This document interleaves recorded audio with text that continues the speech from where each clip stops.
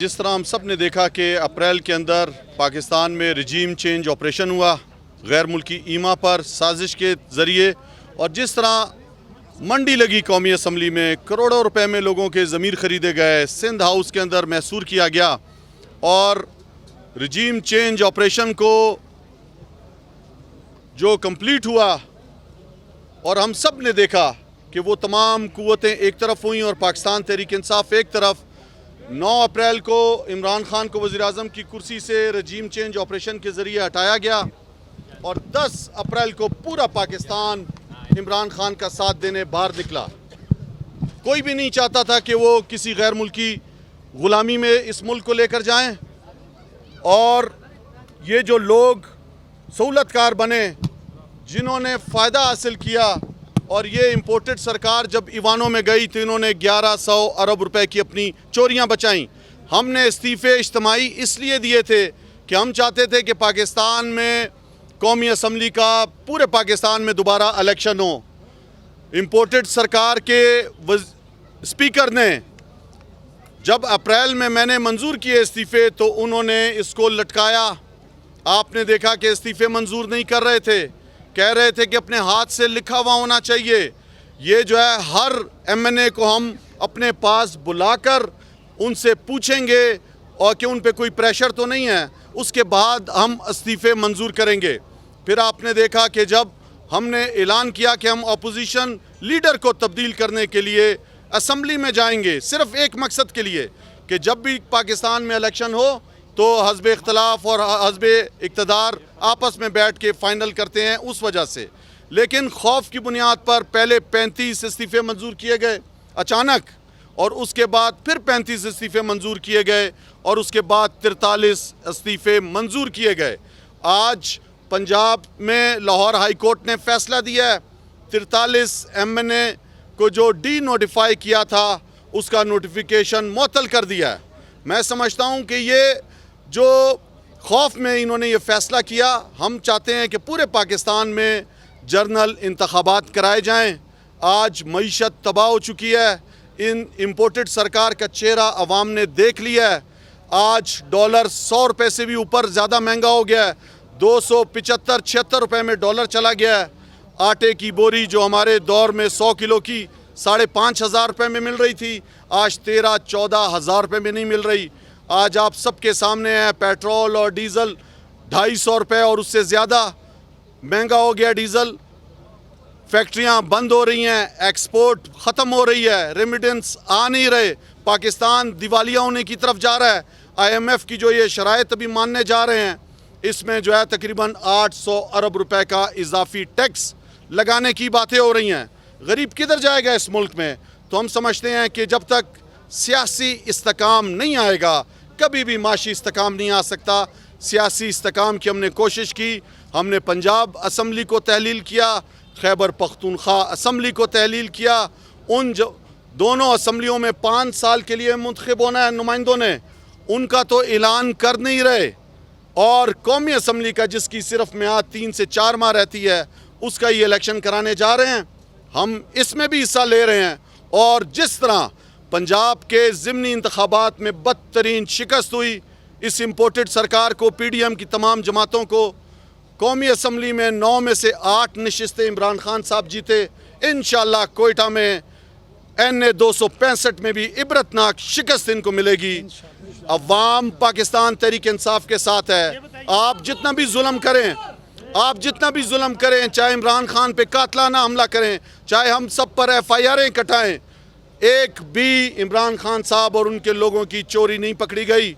आज खौफ फैलाने के लिए, लोगों को डराने के लिए मीडिया एंकर्स को डराया जा रहा है, पकड़ा जा रहा है, मारा जा रहा है। ये सब चीज़ें कौम ने देख ली, लोगों को नंगा किया गया, लोगों की वीडियोस बना के घर वालों को भेजी गई।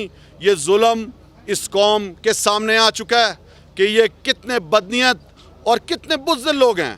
ये इस तरह के ऊँचे हथकंडे कर कर दबाना चाह रहे हैं, और हम हर मैदान में खड़े हैं और इस इलेक्शन में भी खड़े हैं। और इंशाल्लाह आप सबके सामने आप देखेंगे कि कोयटा की आवाम बाशऊर है।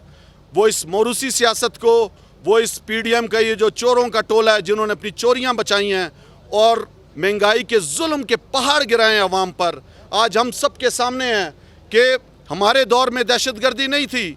अब आप देखें पेशावर में मस्जिद में 100 से ज़्यादा लोग शहीद हो रहे हैं। कोयटा पे गुलिस्तान रोड में परसों जो है यहाँ पर मैच भी हो रहा था, उसी दिन सिक्योरिटी के सख्त तरीन इन्होंने इकदाम किए हुए थे, लेकिन यहाँ पे धमाका हुआ। आपका ढाडर में धमाका होता है, तुरबत में धमाका हो रहा है। तो मैं समझता हूँ उस दहशतगर्दी को भी ये कंट्रोल नहीं कर सकते। हालात इनके हाथ से बाहर जा रहे हैं। अवाम इमरान खान को देख रही है और वो एक उम्मीद है इंशाल्लाह इस मुल्क को खुददार खुद मुख्तार पाकिस्तान बनाएगा इंशाल्लाह, और इन चोरों को इबरत का निशान बनाएगा। हमारा इस्तीफ़े देने का फ़ैसला उस वक्त के हिसाब से बिल्कुल दुरुस्त था। हम समझते थे कि आधी से ज़्यादा कौमी असम्बली खाली हो चुकी है और दोबारा इंतखाबात कराए जाएँ, लेकिन इन बुज़दिलों ने उस टाइम तो कहा कि ये नोटिफिकेशन जो कासिम सूरी ने किया है ये सही नहीं है। आज उसी का रेफरेंस दे के जो है वो मैंने 1 अरब से ज़्यादा का गैस का प्रोजेक्ट लेके आया कि यहाँ पे जो 1982 में जो पाइपलाइनें गैस की डली हुई थी, आबादी कम थी उस दौर में। कोयटा जो आपकी जकमाबाद से जो गैस पाइपलाइन आती है उसको सुराब और कलात के लिए अलग पाइपलाइन कराई, कोयटा के लिए अलग पाइपलाइन कराई। और कोयटा में जब से इम्पोर्टेड सरकार आई है इसने काम सुस्त कर दिया है। आपके सामने अभी भी उसी प्रोजेक्ट की खुदाइयाँ यहाँ पे शुरू हैं। मैंने यहाँ पे अपने हलके के अंदर इमरान खान आया, नस्ट यूनिवर्सिटी का इफ्तिताह किया और आज अल्लाह का शुक्र है बिल्डिंग भी बन चुकी है और उसमें जो है वो तालिब इल्म भी पढ़ने जा रहे हैं। अस्पताल का इफ्तिताह कराया, दिल का बन चुका है और उसमें भी काम हो रहा है। मेरे दौर में कोयटा में नादरा का मेगा सेंटर तक नहीं था, बलोचिस्तान का दारुल खिलाफा मेगा सेंटर नहीं, मेगा सेंटर खुलाया। हर तहसील में नादरा के सेंटर्स हमने खुलवाए। हमने जो है वो यहाँ पर बिजली के निज़ाम को बेहतरीन करने के लिए मैंने अपने इस कोयटा शहर के अंदर बहुत से जो है वो नए फीडर्स का इफ्तिताह कराया कि लोगों को जो है आसानी से बिजली पहुँच सके। मैं समझता हूँ रोडों का इफ्तिताह कराया हमने, जो है वो सीपैक जो पंजाब पे खर्च कर दिया था अरबों खरबों रुपए ऑरेंज ट्रेन पे, हमने शॉर्टेस्ट रूट का इफ्तिताह कराया जोब से लेकर कुशलाग तक। आपके सामने आज उस पर काम शुरू है। हमारे ही दौर में मंजूर हुआ चमन से लेकर कोयटा और कोयटा से कराची का जो दोराहा रोड का हमने मंजूरी दी। मैं समझता हूँ कि तोर नासर से लेकर म्यान गुंडी तक बाईपास को जो है डबल हमारे दौर में हमने उसका इफ्तिताह कराया।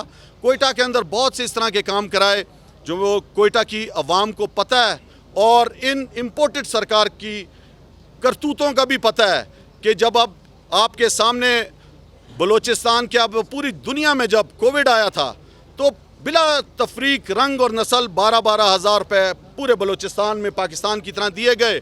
सैलाब आया तो क्या कारकर्दगी रही इनकी, वो ये आपका शोबाज शरीफ सिर्फ बड़े बड़े घरानों में गया और अवाम को कुछ भी नहीं दिया। हम सब के सामने है कि रुल रही है अवाम। तो इंशाअल्लाह पूरी तैयारी के साथ जनरल इलेक्शन में भी जाएंगे और अब ये जो ज़मनी इंतखाबात हो रहे हैं उसमें भी जाएंगे।